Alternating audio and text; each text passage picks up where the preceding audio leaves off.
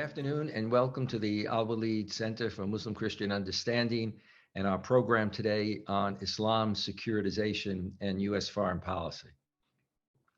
Islam has been an issue of discussion in U.S. politics for quite a few years. How do we talk about Islam, though, in recent years? What's its place and relationship within the context of U.S. security? How does the language we use to describe Islam influence the way we imagine it? And how is Islam constructed as a security issue? Today, we're fortunate to have Erdogan Shipoli, who did his PhD in political science and international relations, and is a sponsored university associate at the Al-Walid bin Talal Center for Muslim Christian Understanding.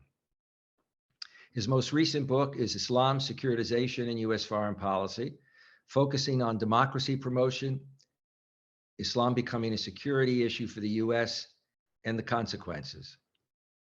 Erdogan was co-founder and leader of multiple internationally recognized organizations and institutes, such as the Istanbul Leadership Institute, Lobbying School, and North American Professionals and Entrepreneurs Network. He's also the program director of the Federation of Balkan American Associates, an organization that works with Balkan American youth.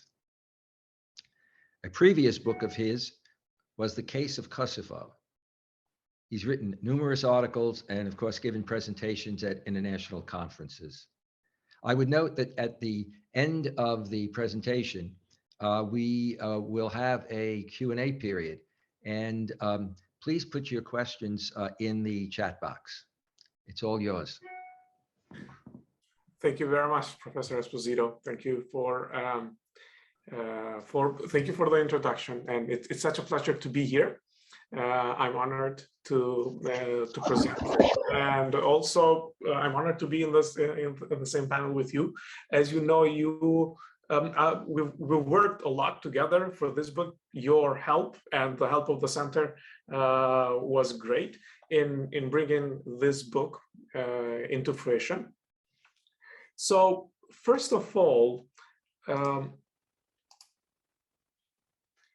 as someone, so I studied in Istanbul, and I'm originally from Kosovo, and since 2007, I was coming a lot to America for different programs and stuff like that. So during my trips, and of course my readings in international relations and political science, I was always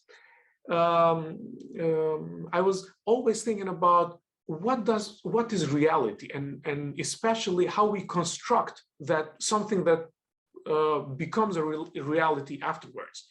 So basically, when especially later in 2009, 2010, when I was coming to America, there was too much misinformation going on about Islam and Muslims that I, as someone who was studying in Turkey, who was reading the region, was perplexed about, why is this going on?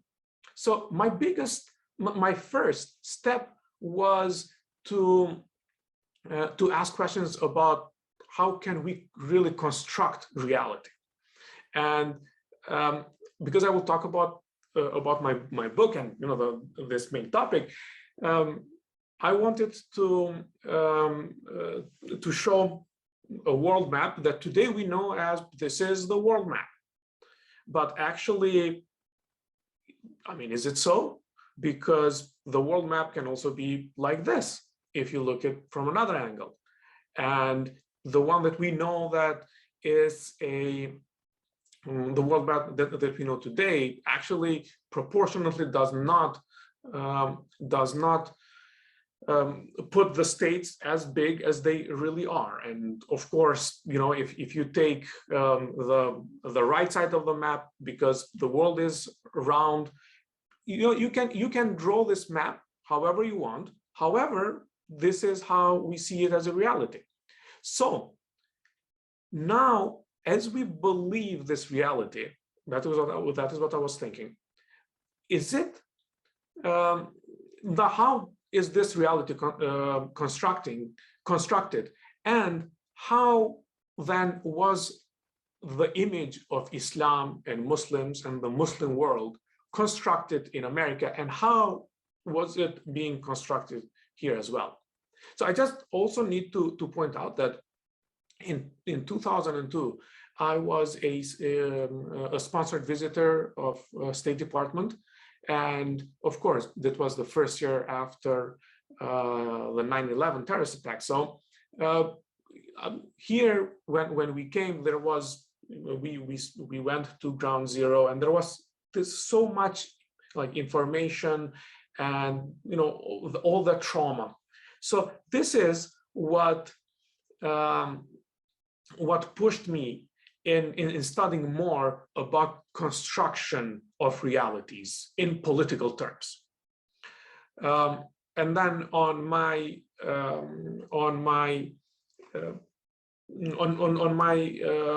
master's degree, for my master's degree, I studied how international security issues were constructed, and then came out with the securitization. I learned about the securitization theory.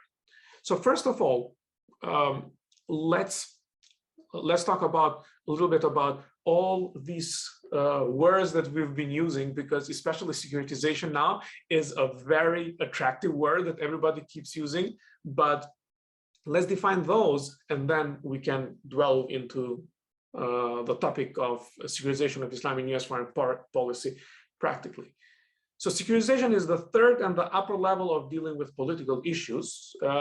For a political body, there are like three levels of how they deal with political issues. First one is non-politicization, which is, you know, putting it down, not giving it attention, and not really making it as an irrelevant political issue. The second one is politicization, which is the level where the politicians, they want to discuss that issue, they want to bring it to the people to discuss, they open it to the general public, and it becomes a political issue in the news and everything. However, securitization is the third and the upper level of dealing with a political issue. And what securitization level entails is making an issue, a political issue, making it a security one, and putting existential importance to that issue that only high politics, such as like the head of governments and the policymakers, can deal with it, whereas they want to use any and all means to solve that issue, to resolve that issue, or to fight a threat. So what I argue in this book is that Islam was securitized in US foreign policy. However, being from Kosovo, so now I'm coming to the part of why exactly was this question of securitization of Islam in US foreign policy interesting for me, is because being from Kosovo, today in every ranking, Kosovar Albanians are ranked as the #1 supporters of the US. And then, however, 90% of Kosovar Albanians are Muslims. And then the same we see in Bosnia. Bosnia is ranking among the highest supporters of US foreign policy. And also, Bosnians are Muslims. So I was thinking, now, wait a minute. So where did it go wrong? You have these Muslims that America intervened during 90s to protect, and they are in love with America. And then we see the American image in the Middle East, and at least we think that people that are not in love with America, that is discussable. But this was, of course, the main question that I was trying to figure out. Another issue that, of course, everybody keeps talking about, especially in US foreign policy, especially in politics related in the Balkans and in the Middle East was democracy and US foreign policy. So from the late 20th century, democracy, of course, has become that golden standard of global politics. And since the end of the Cold War, if that ever ended, because we will see in the presentation later that in some people's mind, Cold War never ended, democracy has no legitimate opponent. And democracy promotion in American foreign policy is a very long-standing policy because of the American Wilsonian doctrine that world peace depends on the promotion of democracy because democracies don't fight with each other. So, having all, this democracy promotion, the democracies don't fight with each other, and then Cold War ending, the main question remained, what is happening in the Middle East, in America? What is American foreign policy doing wrong in the Middle East that did better in the Balkans or with other Muslim communities? Finally, before we enter into the answering the main questions, we also have to understand how is Islam's image in the US formed. So most of Americans have heard about Islam during the Iranian Revolution and the hostage crisis. And then others have heard about Islam and Muslims in the OPEC crisis. And finally, all of Americans have heard of Muslims and Islam during the 9/11. So that engagement of how Islam was, or Muslims, was introduced in America, or what Americans remember, is all made up of crises, of wars, and of terror.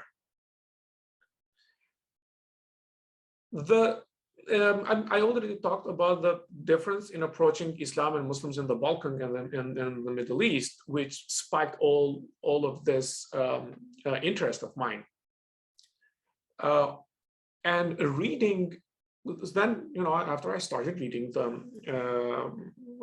about foreign policy of the Clinton administration, the Bush administration, and then the Obama administration, I understood that the way how American policymakers have engaged with Islam, or the way how they talked about Islam, is what made that difference about how people in America view Islam and Muslims, and how people outside of America viewed America. So basically, the engagement, or the way how they engaged with Islam was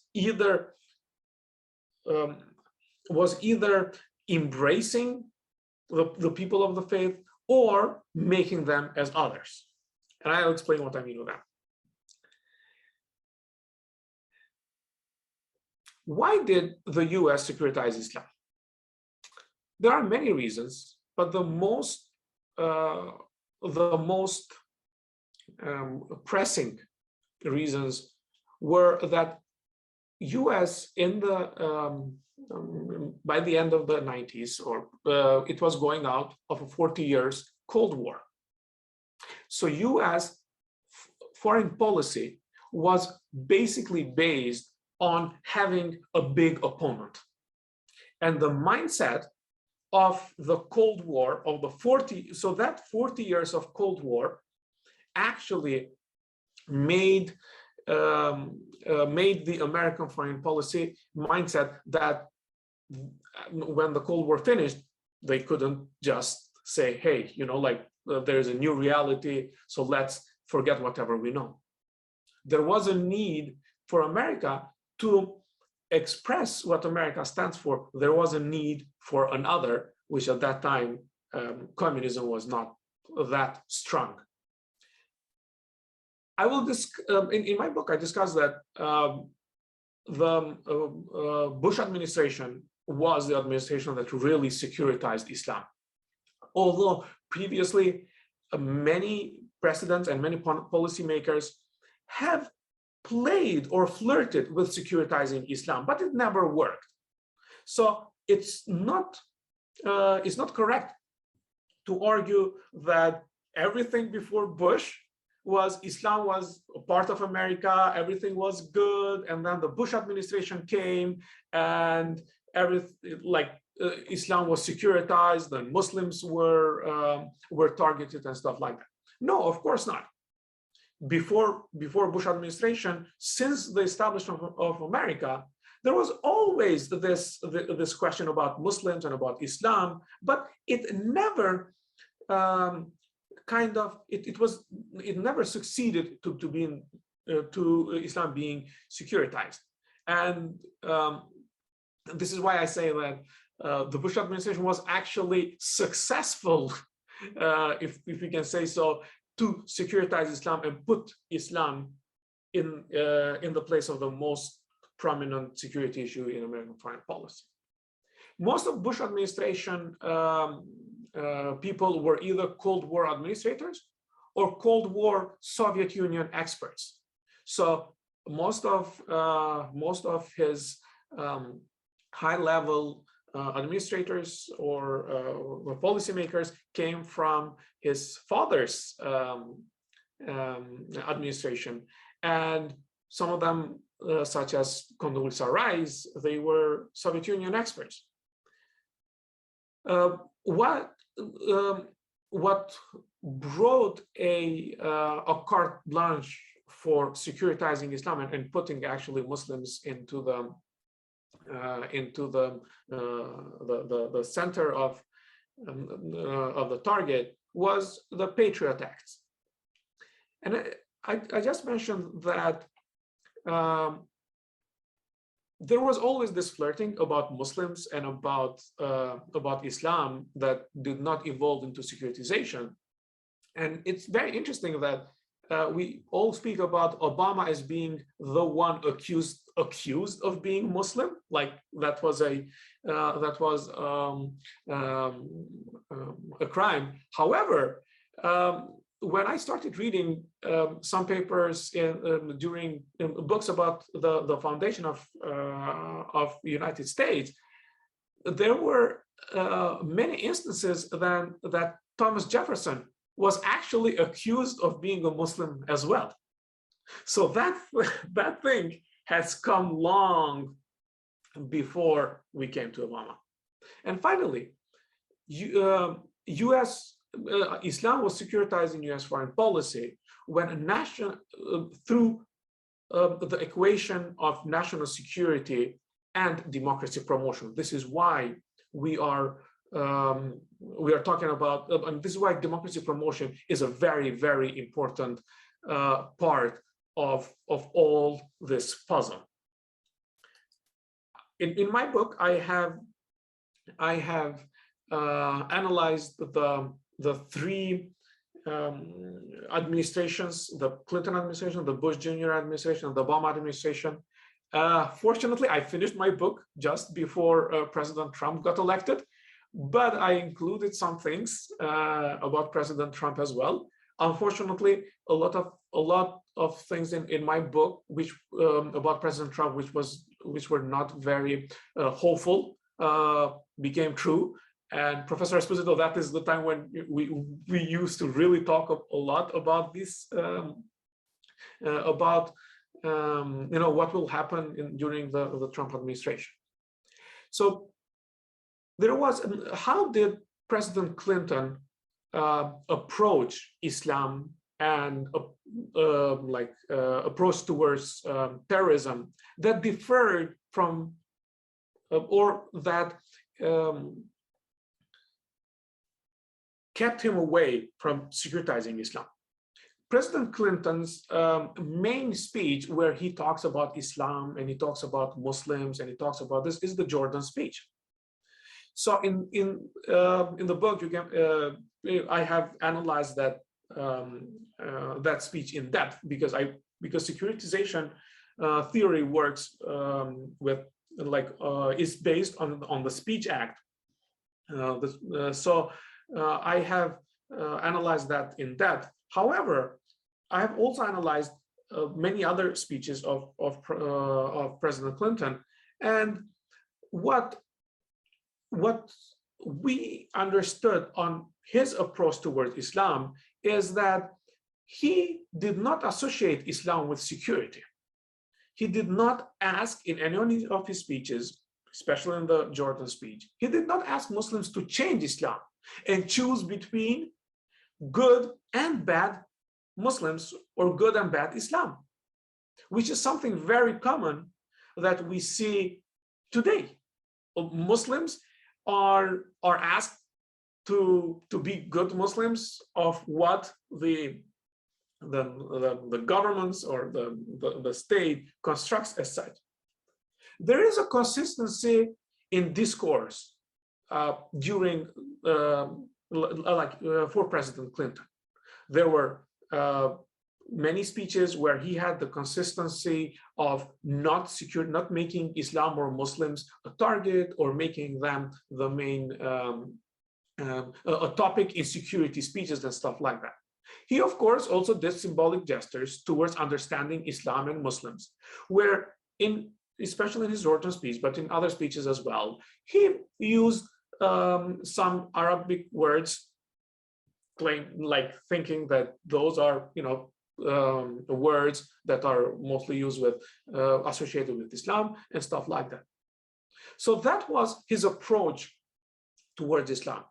When it comes to the wars in the Balkans, where that was my first question of okay, so America also intervened in the Balkans to save Muslim populations of Bosnia and Kosovo and stuff like that. It's very interesting that he never, in none of his speeches, he talks about saving Muslims or good Muslims, or talking about how the religion makes the religion and security intermingle with each other. For him and for his administration, it was all about that Serbia is committing genocide, is committing human rights violations and stuff like that.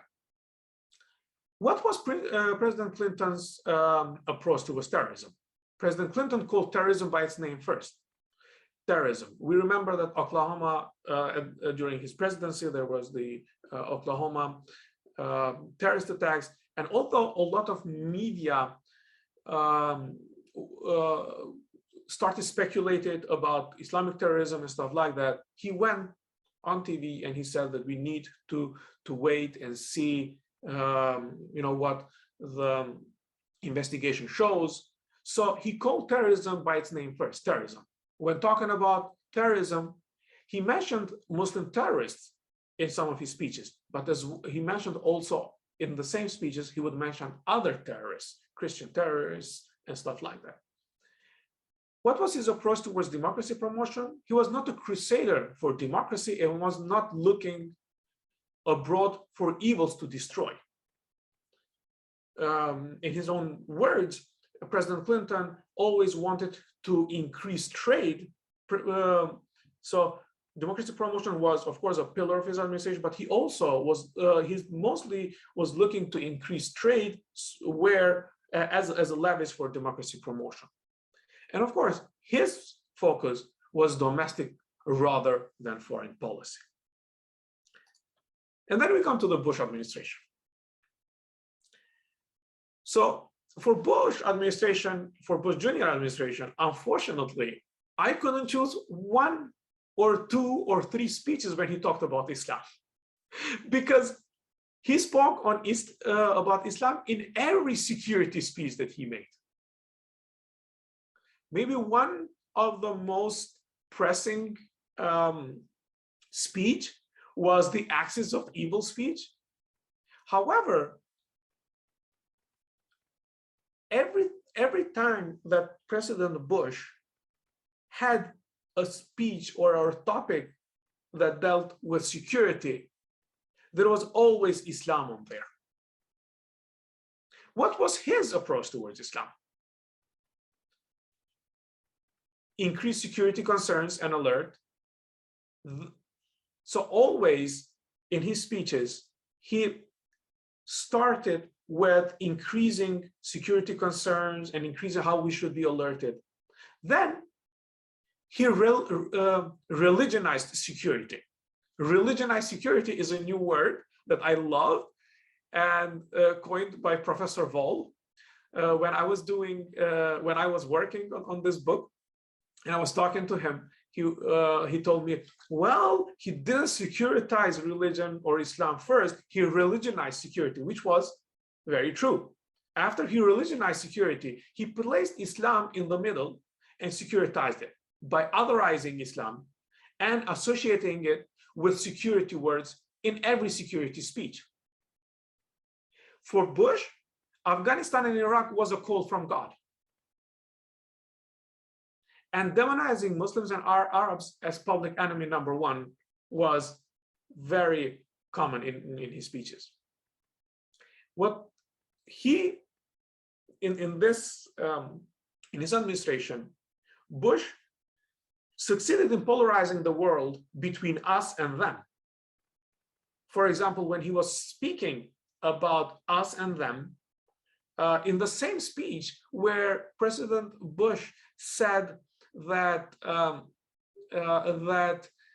we are not in war with Islam, a few minutes later he would continue to say they want to drive Israel out of the Middle East. They want to drive Christians and Jews out of the vast region of Asia and Africa. And here, this is why it's important to dwell like very deeply into these speeches, because although at the beginning, and I know that a lot of I've read a lot of articles and books where they quote him as saying we are not in war with Islam.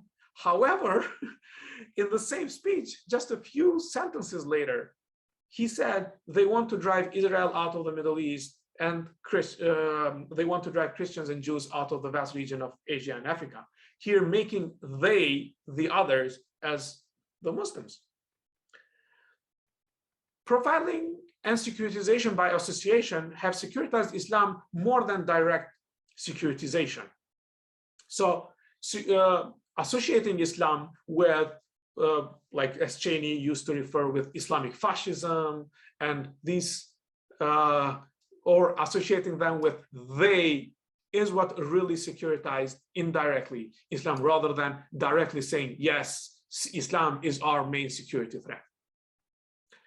When talking on terrorists, President Bush and many on his administration only mentioned Islamic terrorists and left others out. Terrorist attacks against the US have also increased when securitization of Islam happened. 124 in 2002 and 175 in 2003. So basically, the securitization of Islam didn't make America safer, didn't make America, didn't make the American people happier. To the contrary, what was his approach towards democracy promotion? Democracy promotion for Bush, according to his speeches, was a crusade, and he was looking for evils to destroy. Many people from his administration in their biographies, but then even Hillary Clinton Secretary Clinton in her biography, have showed how when they went to Europe, all the European leaders would still joke with American foreign policy and its and Bush's crusade in the Middle East. And national security in America merged with democracy promotion. Remember that the invasion of Iraq started with finding weapons of mass destruction. And then very quickly, it was substituted with democracy promotion. This is why democracy promotion is now enters into this national security discourse. And it is democracy promotion is an important part of all this security dilemma or security puzzle. President Bush's focus was foreign policy. And in foreign policy, his focus was the continuation of his father. According to one of his advisors, Wolfowitz, Bush should finish his father's job, which was to topple Saddam. Bush's people, they were all Cold War and Soviet Union experts. So there was that continuation of the Cold War mentality after the Cold War has finished. In his own biography, President Bush says that he saw the fall of Kandahar as the exactly as Pearl Harbor, because historically as Pearl Harbor, and it was exactly on the 60th anniversary of Pearl Harbor, the fall of Kandahar. So basically, it was very common for him to make these associations because this was a crusade for him.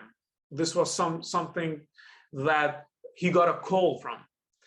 And that continuation of the Cold War policy led to Islam, to now the green being the new red, because the red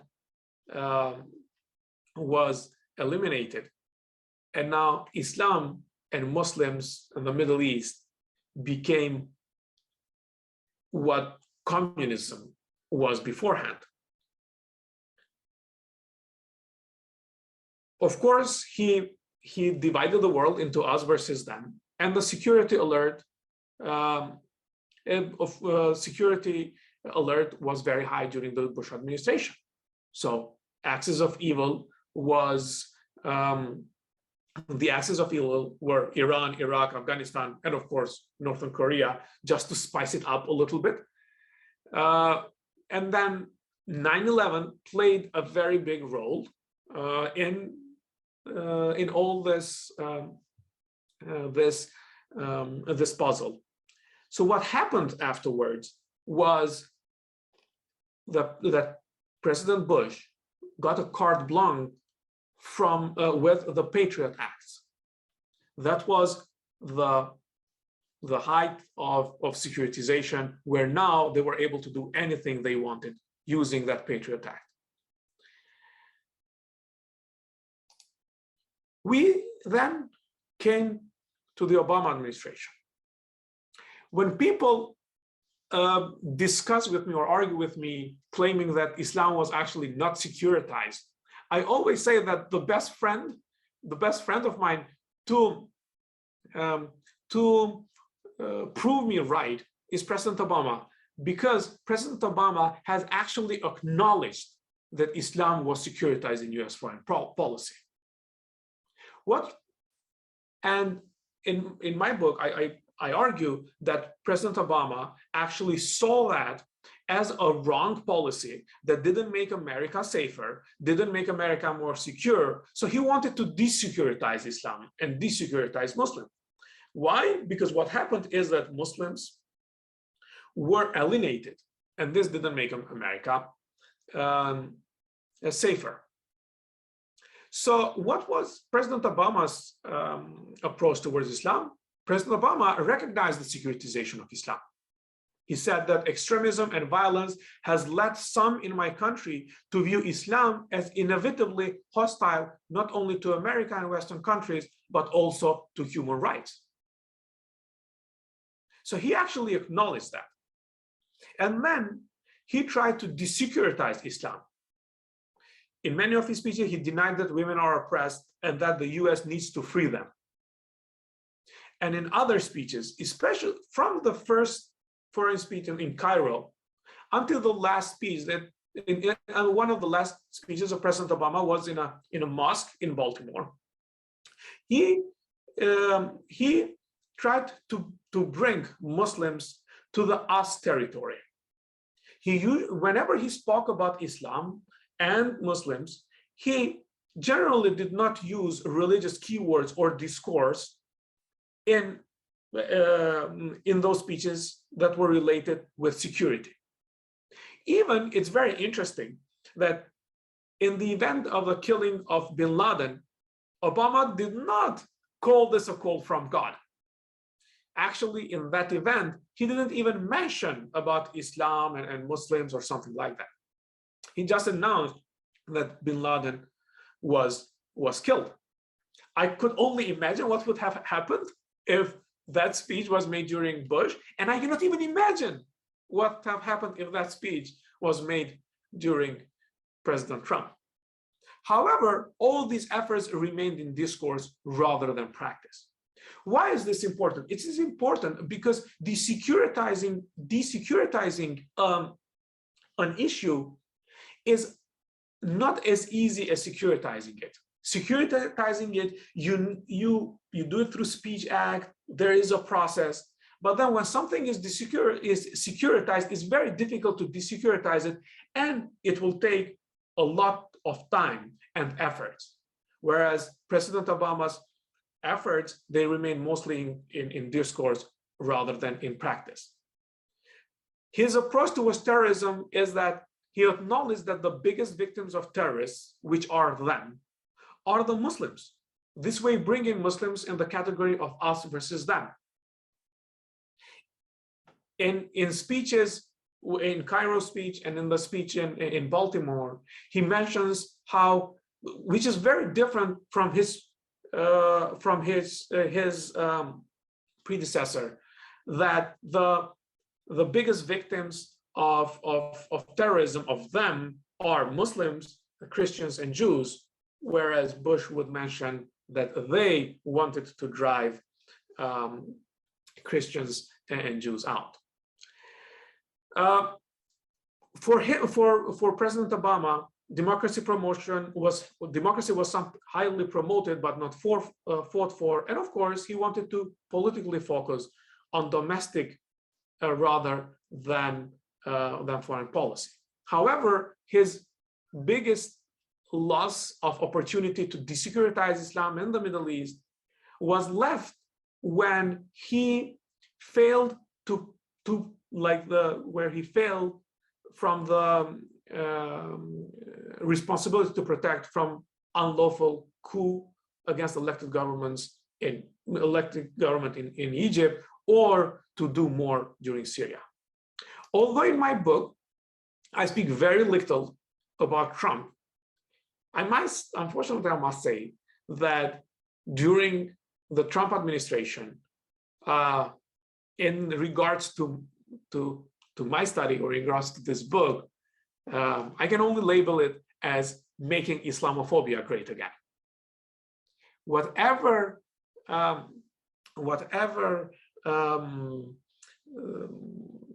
was achieved in desecuritizing Islam during the Obama administration went down the drain with the Trump administration.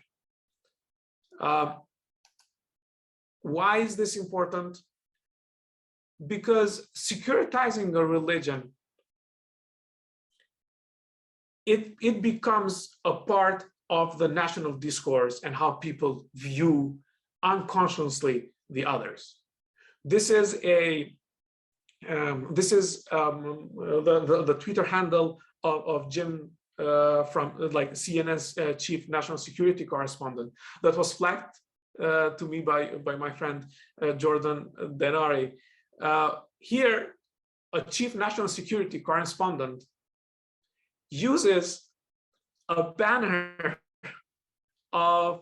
with Islamic motives and a woman in burqa. So this is how that security and religion have intermingled with each other.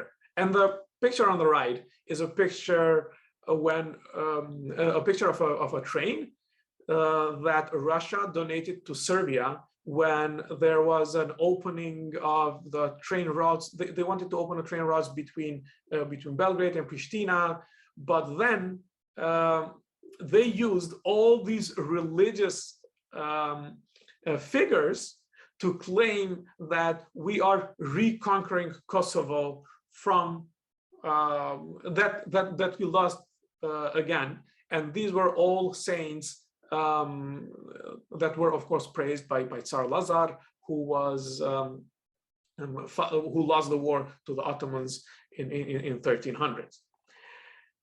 Of course, my findings in the book, they all have to do with, part of it has to do with domestic securitization, international securitization, and systematic securitization.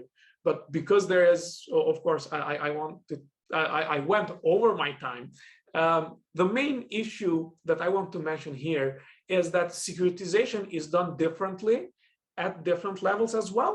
So domestic securitization is a more common, is a more straightforward process. International securitization has more actors, whereas systematic securitization is something that is done very, very rarely.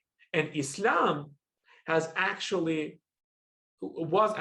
systematically securitized, where the world was divided between us and them, like it was with communism beforehand. What next? The road is so long and it has many obstacles.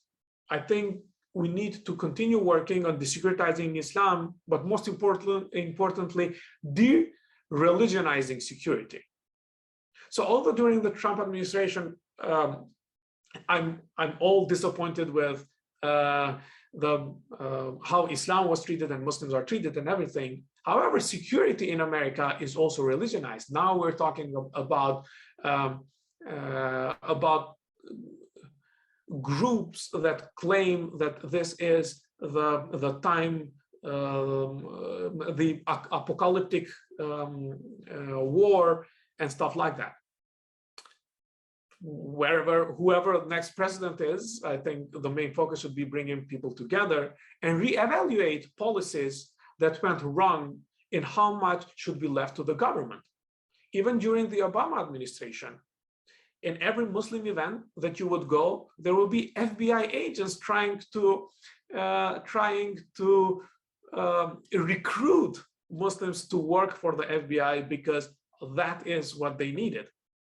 We have the language of interest programs that is still running, and mainly is focused on Arabic and recruiting people from those. So these are some policies that have put Islam and Muslims and continue to put Islam and Muslims in the security discourse, seeing them as only a security object. Of course, walk the talk. So also desecuritization is necessary to be talked. Then more is needed, action is needed.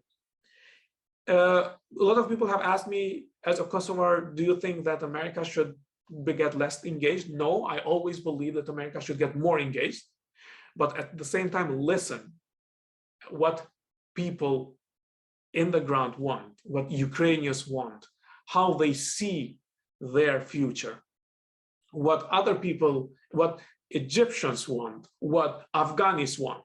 So of course, engage more, but listen, and most importantly, work with allies.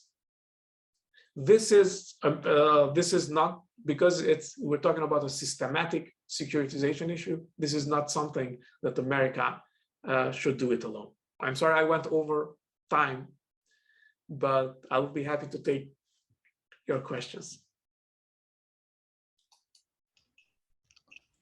Very good. And now why don't we move to the question period? I would note that the questions we had asked be put in the chat, but there are also questions that are in the Q&A. Our first question is from Rima Al-Abdali. Can you talk a little bit about Biden's approach to securitizing Islam in the US? So the Biden administration, unfortunately, I haven't seen much during the Biden, and nobody saw much policy during the Biden administration because of two things. First, COVID. Everybody is now concerned with COVID, and that is what he came. So President Biden came to power during that time. So that is one thing. And the second thing is that now the main foreign policy concern is Ukraine. I didn't see much engagement for Biden to desecuritize Islam, which is something I would have expected, taking in consideration that he was the vice president during the Obama administration. However, the way how America handled the exit from Afghanistan is, I believe, it's open to any and all criticism, because that is, in my opinion, a playbook of how this shouldn't have happened. Another thing is, however, yes, I should also give credit when credit is due. During his during the presidential elections, like the debates and then the campaign, President Biden was very careful on how he engaged Islam and Muslims, and he also has appointed many some of his staff who have Muslim or I say Muslim-looking background, diverse background, because such as, like, for example, people with Arab backgrounds, or so. The answer, I guess, is there is no much, because of everything that the administration is dealing with, and yeah, the main issue was the Afghan exiting Afghanistan, which I don't think was done as it should. Okay, we have a couple more questions here.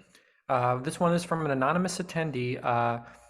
Thank you so much for your talk.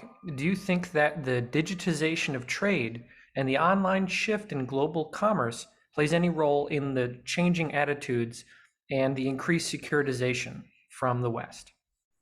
I'm not sure about trade and how much trade affects this, and only during the COVID now the online trade has boomed. However, the online space is very important.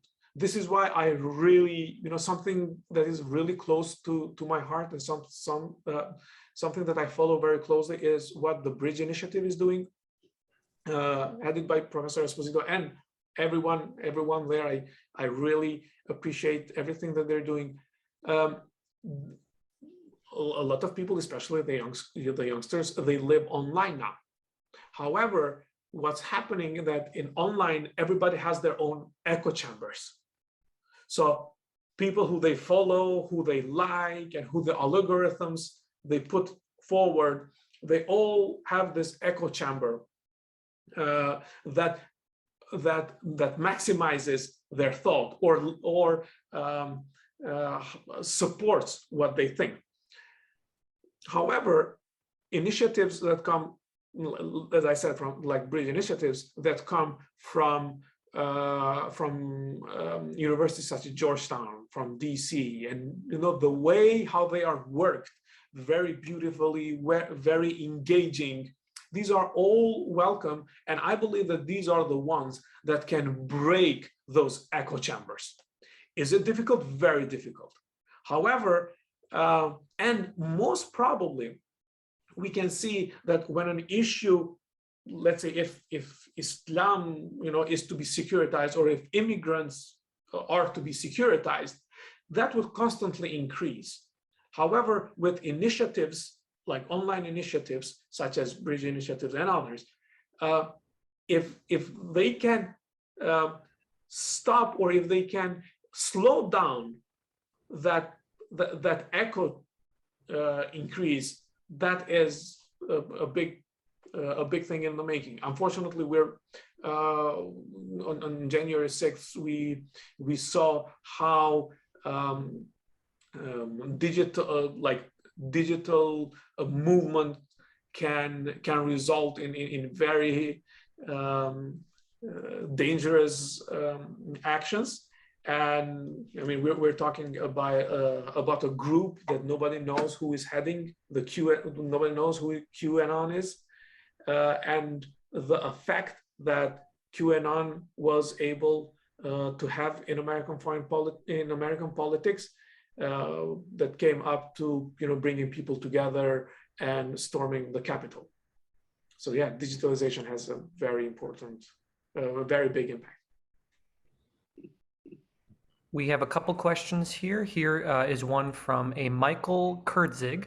Michael asks, could you discuss or address the Biden administration's approach to Iran and the Iranian regime and how this relates to global terrorism? As I said previously, we haven't had a lot of indicators of how this administration is dealing with even like the securitization of Islam or securitization of Islam or global terrorism. However, one thing that I see is that which is something that I speak a lot in the book, and one of the what next steps was working with allies. So for me, according to what I've been following, the Biden administration's approach towards Iran is an approach of what allies can do together in engaging or sanctioning or dealing with Iran, Russia, and others. So this is, of course, something better than doing it alone. And how does this translate into the engagement with or global terrorism? I definitely believe that working together with allies is a far better, especially European Union allies, is far better policy than going it alone in like a crusade. And at the same time, the policies undertaken to let's say cut or fight finance of terrorism, sanctions towards Iranian illicit financial transactions. These are things that the Biden administration, I think, is doing towards that region. And however, again, this is minimal in comparison to what the main administration's policies are and the main problems in the administration, such as COVID and now Ukraine. Yes, and also it's also now important to note that with the war in Ukraine, the world is maybe shifting back towards the Cold War, where Russia must be isolated and Russia is being is taking the place of the main enemy or opponent of the United States. We can see that, for example, with the U.S. engagement now of Turkey, even closer, or of Serbia, or of Hungary, Poland, and also the Baltic states. So for me, in my opinion, Russia has taken back the seat of being one of the main security concerns for America. We have a couple more questions. This question is from Khan Sana. Is there any other religion or religious ideology except Islam that is also securitized in U.S. foreign policy? How do you see the role of the U.S. during the Afghan jihad? Does Islam's text regarding jihad, is it one of the reasons potentially behind American securitization? So no, no other religion was securitized in U.S. foreign policy as Islam. This is why I claim that Islam is one of very few systematically securitized issues. Other things that were tried to be securitized in America was race, for example, or immigration, but not other religions. So Islamic texts about jihad and people that have securitized Islam, they have never read text about jihad, Islamic text about jihad, or people that believe that Islam is a threat, is a security threat. They don't go and look for what the texts have to say about jihad. The main indicators of how Islam is viewed in America, as I said, was the Iranian the Iranian Revolution and the hostage crisis, the OPEC crisis, the 9/11. So instead of like the texts about jihad, it's all the pundits, sometimes they go and take that text out of context and use them in their propaganda. The main issue that securitized Islam was not the text per se, was how the text, like let's say when we say about jihad, is because though jihad is associated with 9/11, jihad is associated with Afghanistan. Otherwise, jihad before that, jihad was associated, and I even had a slide that I had to move forward because of time, where those same jihadists, the Mujahideen in Afghanistan, when they were US allies against Russia, they were the good guys. I hope this answers the question. Professor Esposito, what do you think? Oh, if you could unmute yourself real quick.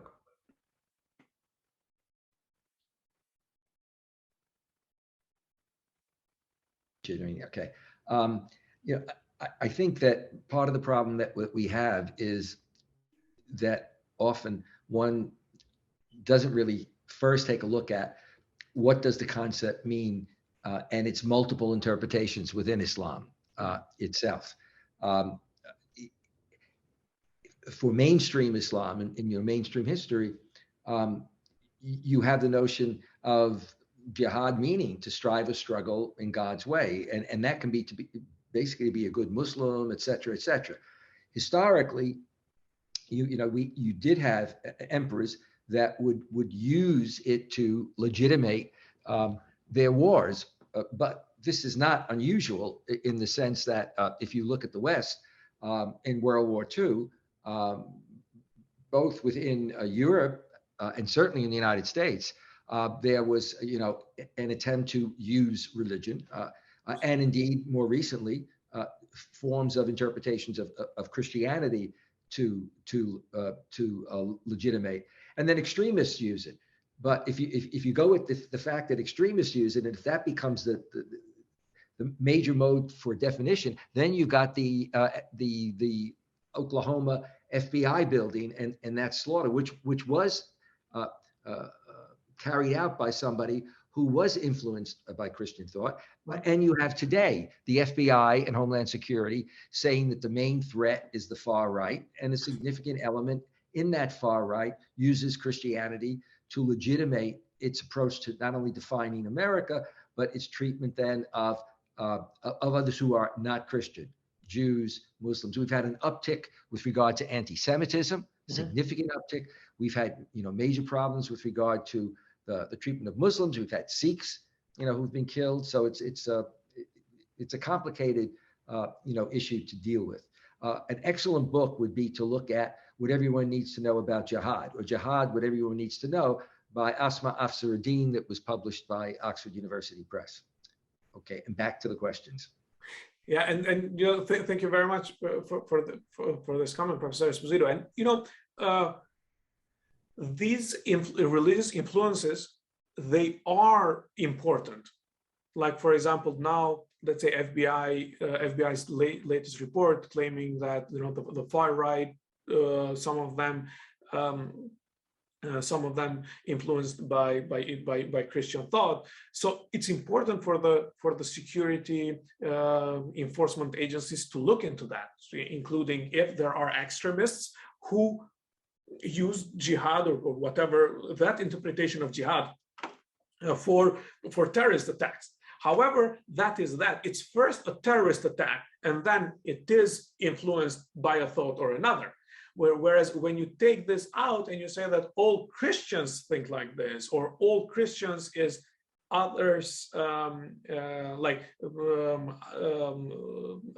versus us, that is when you securitize a whole community, when that would have become a big issue. Okay, we have a couple more questions. So this question is from Rima. Rima says, do you think Christian Arabs are impacted by securitization in everyday discourse and interaction? And if so, is it at a level similar to Muslims, or is there a different dynamic?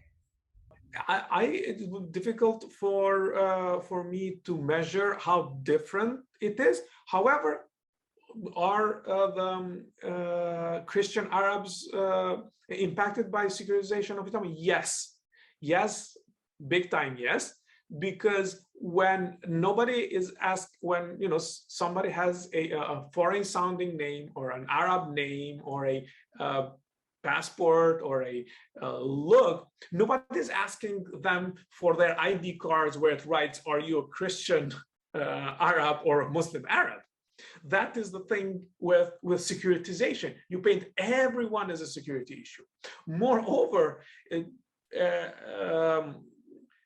the Sikh community were also impacted by this, because the Sikhs were killed in the name of or targeted for them being Muslim or others. So this thing does not only target Muslims. During the securitization of Islam, not only Muslims suffer. Everybody that is different and can be painted or that can enter into that category is impacted, of course. As I said, I don't have, there's no way for me to measure how much they were influenced, like how different. However, yes. So let's say, for example, when the travel ban, they didn't ask if you're a Muslim from Egypt who wants to come to America, or other countries. But what I mean is that what securitization does. It affects everyone. I believe that even people, whoever does not think strictly from the ideal government thought is affected by this. We have a couple more questions. If anyone does have a question out there, please feel free to put it into the Q&A section. This question is from someone who wishes to be anonymous. One growing trend in the United States is the banning or limiting of academics surrounding the subject of race, religion, and identity in schools, particularly K through 12.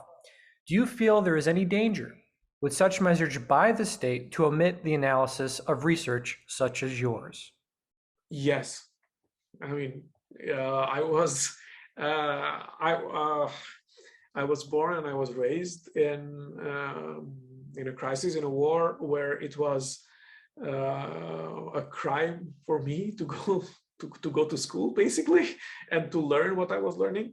However, I do not wish that to anyone. Whoever academics, school should be an open place where people discuss everything first and foremost. The second thing is that we're talking about banning things such as critical race theory. Like, this is ridiculous because these things have happened in the society, and the only way that we can go above these problems is if we learn about these things and then overcome them. So yeah, I personally am against any ban on anything, and I see it very alarming. I see it alarming, maybe that triggers some trauma on me in me from when I was small and we were not supposed to read certain books. But yeah.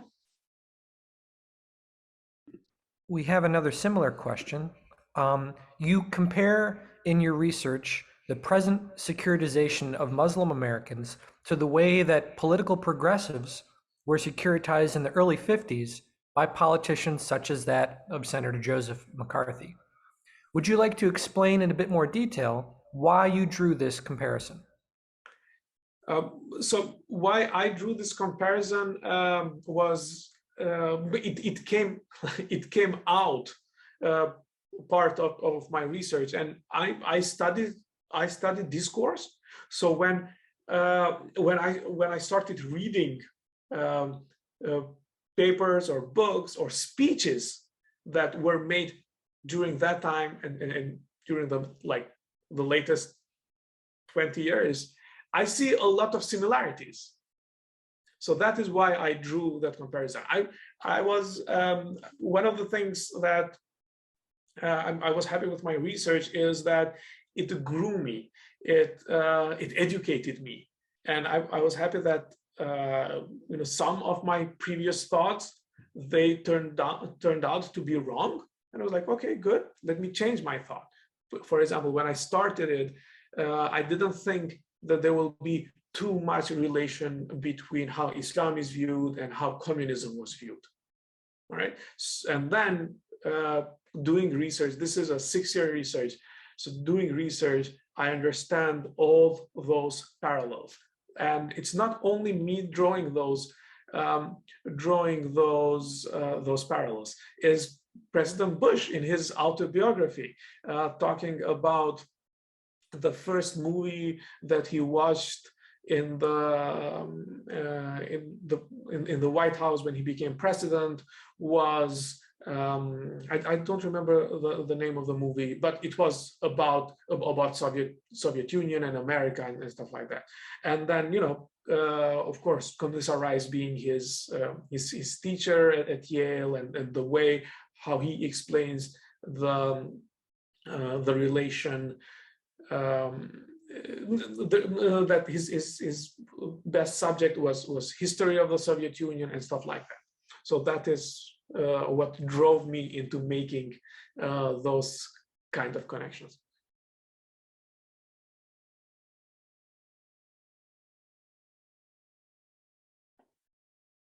All right. Looks like we might have one more question here. This is also from Rima. Rima asks, sorry to ask so many questions, but I'm conducting an ethnography about everyday securitization in US schools. In what way do you think race and whiteness studies can intersect with securitization? What way do I think? So what I'm seeing right now, and this is strictly from like the securitization point of view. What I'm seeing right now is a lot of discussion about race and about religions and stuff like that, which is always good. However, when these discussions, they start merging with security and security discourse, that is when they become dangerous, because not only dangerous in, like, for example, let's say securitizing Muslims or securitizing people of color, but if we start securitizing or talking about race only in security terms, this also fires back. And I'm afraid that the ideologies, they feed each other. So far right ideology can feed far left, and far left discourse can feed far right discourse. I'm a person. Personally, I believe in more dialogue and more engagement with each other, rather than blunt statements that can lead to more securitization or to more conflicts. And we can see this in far right discourse, and we can see this in far left discourse. Like, okay, let's make a revolution, or we talking about socialism so much, and not really having a deep understanding of what does socialism mean, or what does it entail. So we should all be careful in how these words and these terms are thrown out, including whiteness, because there's so much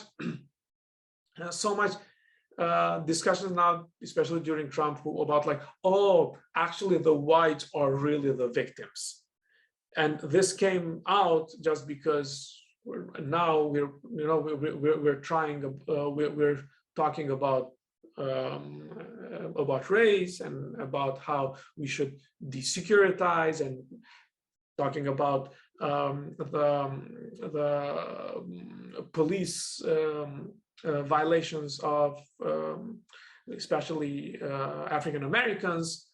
So my thing is that there should be more dialogue, and there should be more engagement. And of course, schools are the ones to do this. Unfortunately, we're talking about schools who want to ban books, which is beyond comprehension. I might introduce two examples of the past versus the last 20, 25 years. A couple of years ago, I was asked to speak in Australia to meet with a committee within the Australian Parliament, and there was tension within the Australian Parliament that had to do with regard to Muslim issues and Islam. And I remember the chair of the committee commented that as a young girl, she came from Greece, and in the Australia that she grew up with, people were identified with whether they were Greek or Egyptian, or Syrian or Lebanese, rather than Muslim. Using that in this very generic, which means then you don't distinguish. Yeah. Really, as you would say, you're not distinguished in terms of the faith, because you can be a Christian or not. But I can also remember as a young person in the 60s and 70s, finding that in fact, in those days, people were very interested in brown people and Black people in a kind of racist sort of way.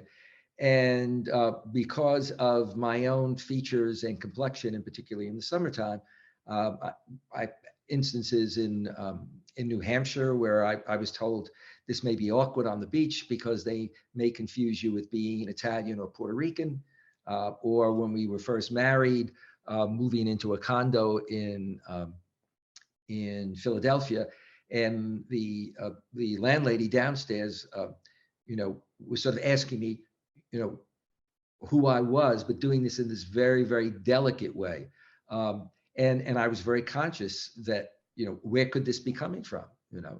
So I think that today you fast forward, in particular in a kind of post-Iran, post-9/11, and then you do have situations, why were Sikhs killed, et cetera, with no distinction, made because of their color and because they dressed differently.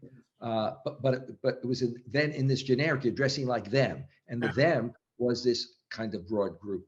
And the final example is of a young Muslim who went to a first-rate American college or university, lived in a neighborhood, had a good relationship with people who ran the local store, and he was from North Africa. But after the Iranian Revolution, he went into the store, and one of the owners, I guess, questioned him about his background, presumed that he might be, an Iranian extremist, And on the other hand, you had Arabs who would complain that on a bus, somebody would be treating them in an anti-Iranian way, and they were upset for multiple reasons, including being offended because they were Arabs and not Iranians. Erdogan, this has been an excellent presentation, and I want to congratulate you on the nuanced way in which you handled, particularly looking at a variety of administrations, so one gets a sense of, how do we get from where we were to then later, and what role did religion play, particularly dealing with the kind of nuance of, on the one hand, when it's convenient, and I've cited it in a positive way, that that President Bush said that Islam is a religion of peace, but on the other hand, he used words like crusade. The Pentagon used words like infinite justice, and in fact, as you said, the Patriot Act, etc.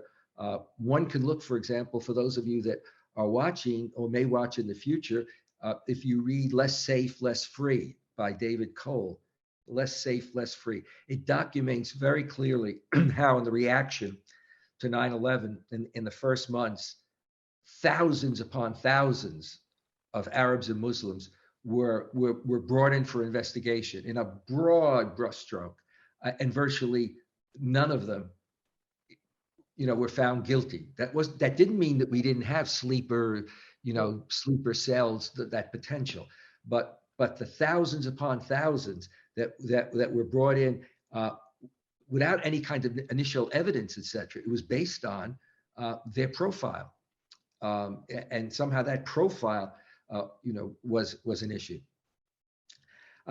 So I'd like to thank those that did join us today, especially since, as we know, we're heading into the last semester, certainly at Georgetown and a number of universities. And we look forward to seeing you at some of our future programs, and hopefully we'll have you back again for a discussion. Take care. Thank you very much, Professor Esposito. Thank you very much, everyone at the Al Walid Center. It's been such a pleasure, and hope to see you again.